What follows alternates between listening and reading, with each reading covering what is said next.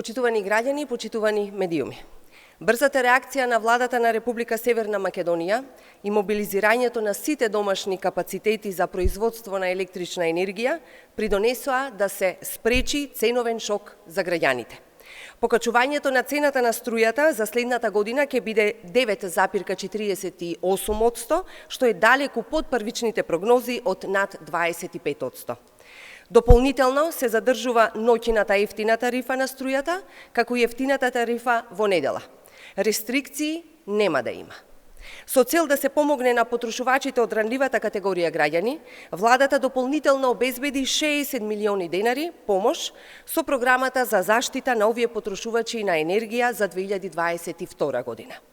Почитувани граѓани, сите овие податоци го демантираат Христијан Мицкоски, кој свесно ја лаже јавноста, се обидува да креира паника кај граѓаните, кажувајќи дека цената на струјата ќе биде повисока до 40%.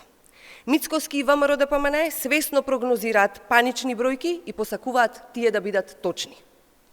ВМРО-ДПМН, начело со Мицкоски, уште еднаш потврдуваат дека ниту сакаат да бидат конструктивна опозиција во време на криза. Лажеа во екот на пандемијата од COVID-19, лажат и сега.